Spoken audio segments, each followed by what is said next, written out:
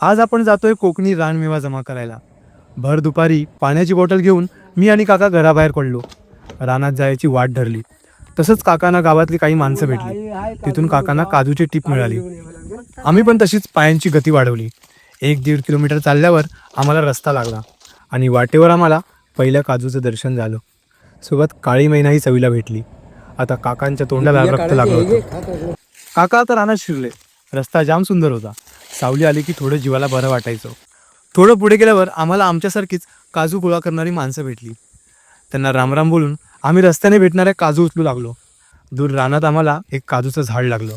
काकांना पायातली चप्पल पण सावरत नव्हती. एका चपलीवर काकांनी खाली पडलेल्या सगळ्या काजू साफ केल्या. मी पण नावाला व्लॉगसाठी त्यांची थोडी मदत केली. हाताने त्यांना काजू दाखवून माझं काम मी पूर्ण केलं. एका झाडाने आम्हाला पोटा पाण्यापुरत्या काजू दिल्या. आता आम्ही दुसऱ्या झाडाकडे वळलो. तिकडेही आम्हाला जमिनीवर खूप साऱ्या काजू भेटल्या. रपारप आम्ही त्या सगळ्या वेचून गोणी अर्धी केली. एवढ्या उन्हात थोडं पाणी पित असताना काका अजून काजू घेऊन आले. त्यांना फ्रेममध्ये येऊन काजू टाकायला बोललो. विषय इथे काजूवर संपला नाही. काकांनी माझी परीक्षा घ्यायची ठरवलं. आता ही काजू काकाची जोडी मला वाघबिळापर्यंत कशी नेते आणि आम्ही रानात वाट कशी भटकतो यासाठी आत्ताच मला फॉलो करून ठेवा.